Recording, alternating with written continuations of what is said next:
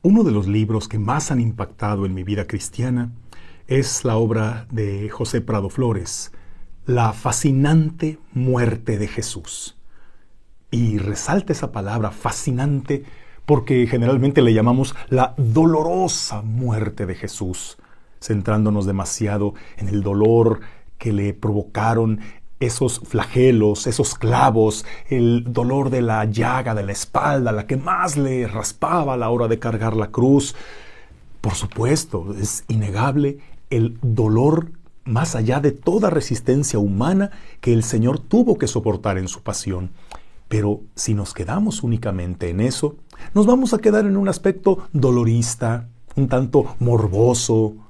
Pero recordemos que lo más interesante no son los sufrimientos, sino los frutos, las maravillas que se desprendieron de la muerte de Jesús, que más allá de contemplar una muerte trágica o muy dolorosa, es una muerte redentora, una muerte que tiene un efecto sobre todos aquellos que la reciben desde la fe.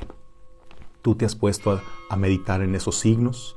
Quizá no hay Semana Santa, no hay Viernes Santo en que no veas alguna película muy gráfica sobre el sufrimiento de Jesús, esos Vía Crucis que se representan vivamente con la crueldad y el sufrimiento. Pero ¿cuántas veces nos detenemos a ver directamente en el texto bíblico cómo este no es tan descriptivo en cuestiones sangrientas, sino que nos muestra ciertos signos en los que generalmente no nos detenemos? Pues en particular, ahora que estamos meditando la Pasión según San Mateo, veamos que más que una descripción estrictamente histórica, es como un poema, es como una descripción teológica de lo que aconteció con la muerte de Jesús. El primer signo, el primer detalle en el que me detengo es este de la oscuridad. Sabemos que las tinieblas cubrieron la tierra. ¿En qué momento? En tu imaginación ya lo pensaste que fue cuando Jesús murió, como si la tierra entera se vistiera de luto, indignada por la injusticia que se está cometiendo. Es como que las tinieblas envuelven el mundo cuando Jesús sale de este mundo. Bueno, eso siempre nos lo pensamos y así lo representan las películas. Pero si lo ves en el texto bíblico, dice que de la hora sexta, o sea, desde las 12, hasta la hora nona, que son las 3, hubo oscuridad en la tierra. Quiere decir que si fue hasta la hora nona, misma hora en la que Cristo expiró en la cruz, eso significa que con su muerte no se desataron las tinieblas, no empezaron las tinieblas, sino que se acabaron. Y esto, más que ser un hecho histórico registrado, de lo que se trata es de darnos un mensaje. Con la muerte de Jesús comienza una nueva creación. ¿Recuerdas en el Génesis cómo inició la creación del mundo? Inició poniendo orden a ese caos al ser creada la luz. Lo primero en ser creado fue la luz. Bueno, pues al disiparse las tinieblas, llega la luz y con la muerte de Cristo se inaugura esa nueva creación que es la era de la redención. La muerte de Cristo no ha de ser fuente de oscuridad, de luto, de tristeza, sino que es la que da origen a la verdadera alegría del mundo, la que vino a traer la luz en medio de la oscuridad. Justo antes de que Jesús muera, escuchamos ese grito desgarrador, ese grito que parece un reproche personal de parte de Jesús hacia el Padre. Elí, Elí, lema sabactani. Dios mío, ¿por qué me has abandonado? ¿Sí? Sabemos que personalmente podría tener muchas razones para decirlo, pero miremos al fondo, leamos entre líneas. ¿Qué es lo que quiere decir con esto? Jesús como sintiéndose un pecador abandonado, aquel que no cometió pecado, pues ahora comparte la suerte de los pecadores. Como dice la Escritura, la suerte del pecador es sentirse rechazado, abandonado por Dios. ¿Hasta qué grado Jesús se solidariza con la humanidad, que toma la suerte de los pecadores sin haber cometido pecado alguno, para pagar por ellos la sentencia que era justa para ellos, pero Él, siendo el inocente, la tomó sobre su propia carne para librarnos de ella.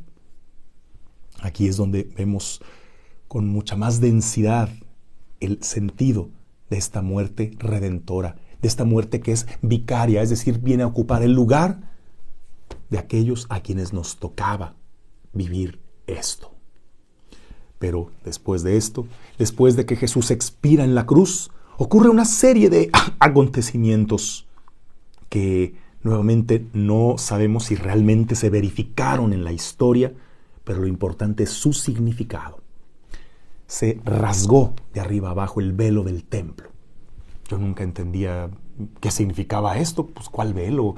Bueno, cuando entiendes la estructura del templo de Jerusalén, que sabes que era una enorme fortaleza, no nos imaginemos una parroquia como las nuestras, no, era un edificio que tenía muchos filtros, que según cada patio podía estar cierto tipo de gente. En la parte propiamente del recinto sagrado solamente los sacerdotes, y en la parte más sagrada del templo solo el sumo sacerdote, el de más alta jerarquía, es el que podía entrar al Santo de los Santos, ese lugar donde se creía estaba la presencia de Dios, detrás de un velo, de una cortina. Pues ese fue el velo que se rompió cuando Jesús muere en la cruz, y el significado trasciende el hecho en sí. Significa que Dios ya no está encerrado detrás de una cortina inaccesible donde nadie que sea indigno puede acercarse.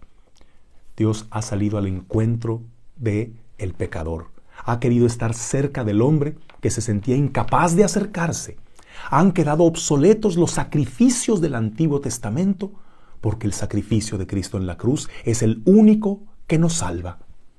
Con esto se ha inaugurado una nueva era, un nuevo culto en espíritu y en verdad, donde no es tanto el hombre el que tiene que ir a buscar a Dios para nunca encontrarlo. Es Dios quien ha salido al encuentro del hombre para estar con él. También ocurrió un violento terremoto.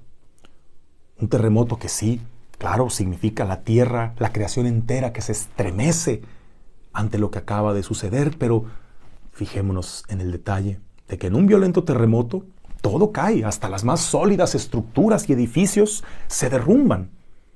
Pero no tenemos noticia de que la cruz se haya caído.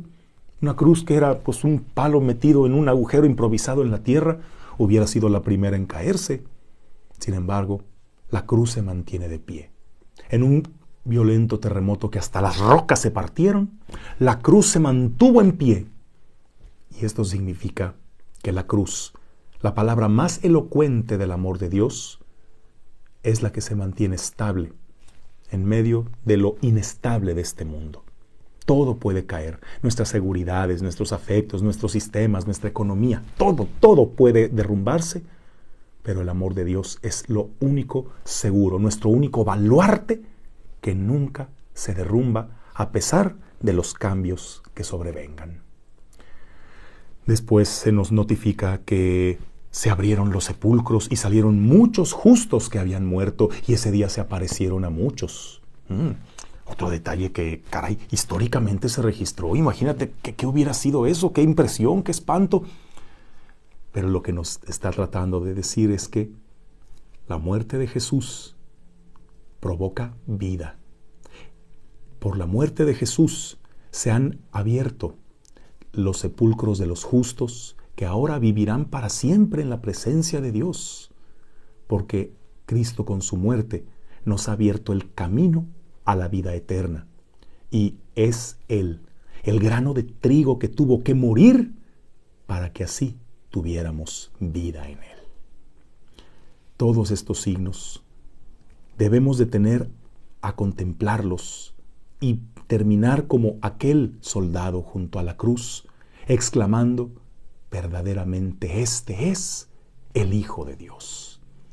Debemos dejar de ver la cruz como una simple decoración para pasar a mirarla con esa fe, con esa admiración y agradecimiento de quien la mira desde la experiencia de saberse salvados y amados de esa manera, de modo que podamos decir siempre de rodillas frente a esa cruz, como lo expresaba San Pablo: vivo ahora en la fe de aquel que me amó hasta entregarse por mí.